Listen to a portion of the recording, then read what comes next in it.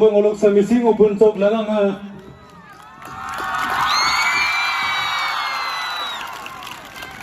Pero upun sa mulmang tutamudung dog lagang takama yapa ko bilig bitay takama urpa অতি ব্যস্ততাৰ মাজতো আমাৰ মাজত খন্তেক সময় দিয়াৰ কাৰণে সন্মানীয় হিমা দাস ডাঙৰীয়ানী টাকা মিচিং পৰিণ কেবাঙৰ তৰফৰ পৰা এটি গাদু মিৰিজুন আৰু একেগা চৰতে আমি সম্পূৰ্ণ জ্ঞাপন কৰিছোঁ আৰু বাইদেউ আমাৰ মৰম চেনেহ গ্ৰহণ কৰিবৰ কাৰণে আন্তৰিকতাৰে অনুৰোধ জনাইছোঁ বেগমা উৰ্গাপা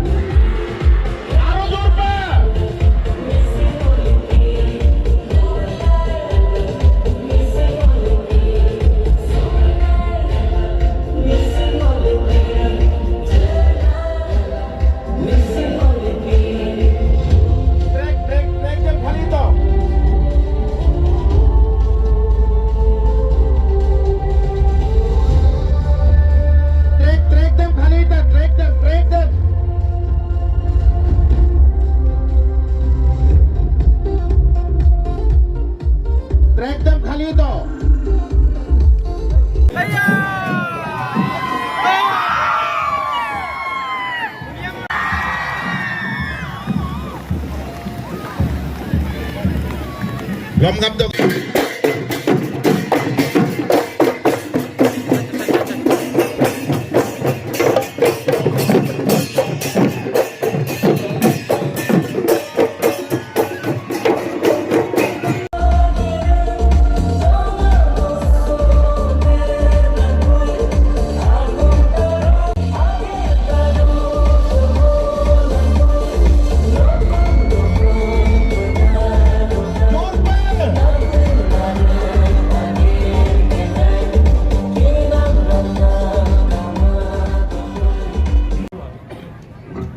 মিচিং জাতিৰ গৌৰৱ মিৰিজুন এটি গাদু ইয়ক্সা আৰু মেমেণ্টো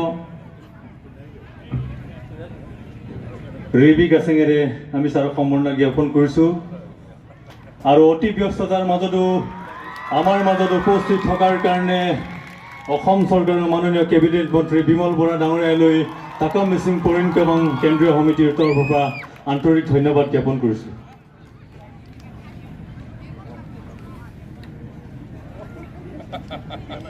Appunga ranak pa yapa ko balik bitaragama urgapa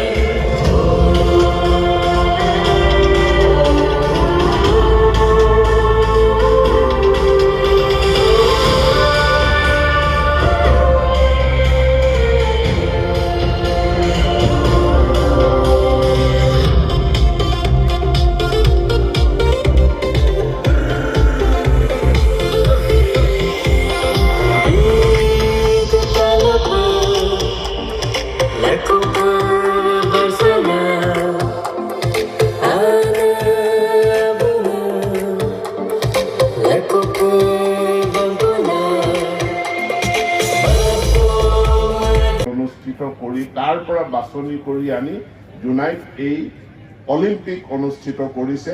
মই অসমৰ বাকী সকলো ছাত্ৰ সংগঠনলৈ আজিৰ এই মঞ্চৰ পৰাই মই আহ্বান জনাম যে আপোনালোকেও এনেকুৱা অনুকৰণীয় পদক্ষেপ গ্ৰহণ কৰি ছাত্ৰ ছাত্ৰী শিশুসকলক আমাৰ যুৱ শক্তিক সংগঠিত কৰি ক্ৰীড়াৰ ক্ষেত্ৰখনত আমাক আগুৱাই লৈ যাওক।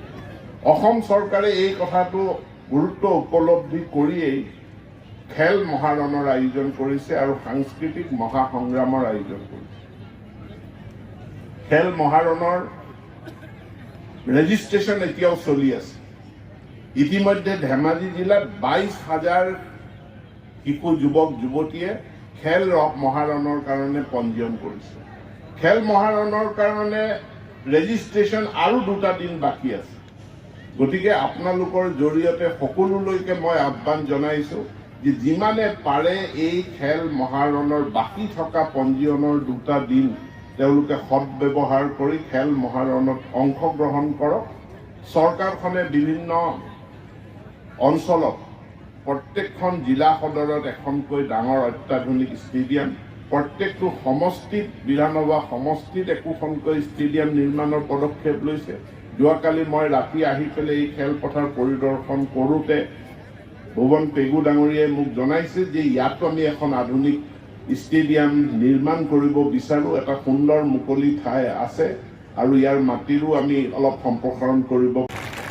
দ্বিতীয় এটা মোৰ আহ্বান আছে, যিটো মই TMPKৰ নেতৃবৃন্দৰ লগত আলোচনা কৰিছোঁ যে এই খেলখন আপোনালোকে প্ৰতি বছৰে অনুষ্ঠিত কৰক। মাজত এটা বছৰো গেপ হ'ব নালাগে। প্ৰত্যেক বছৰে খেল অনুষ্ঠিত হ'ব লাগে, মিচিং অলিম্পিক অনুষ্ঠিত হ'ব লাগে। আৰু অহা বছৰৰ পৰা যেতিয়া মিচিং অলিম্পিক অনুষ্ঠিত হ'ব, চৰকাৰে সকলো ধৰণৰ সহায় সহযোগিতা এই মিচিং অলিম্পিকলৈ আগবঢ়াব, এই আশ্বাস মই দিছোঁ। আৰু যাতে প্ৰতি বছৰে অনুষ্ঠিত হয়, স্থায়ীভাৱে কোনোবা এটা নিৰ্দিষ্ট স্থান নিৰ্বাচন কৰি ল'ব পাৰে য'ত আন্তঃগাঁথনিটো পাৰ্মানেণ্টলি আমি নিৰ্মাণ কৰি ল'ব পাৰোঁ। পুনৰবাৰ মই টাকাম মিচিং পৰিণ কেবাঙক এই মিচিং অলিম্পিক অনুষ্ঠিত কৰাৰ কাৰণে অসমত এটা নতুন সৃষ্টিশীল ছাত্ৰ সংগঠনৰ কাৰণে এক অনুকৰণীয় আদৰ্শ দাঙি ধৰাৰ কাৰণে মই টাকাম মিচিং পৰিণ কেবাঙক ধন্যবাদ জনাইছোঁ। আৰু হিমা দাস তাই আহি ইয়াত খেলুৱৈসকলক, ছাত্ৰ ছাত্ৰীসকলক, শিশুসকলক অনুপ্ৰাণিত কৰাৰ কাৰণে ধন্যবাদ।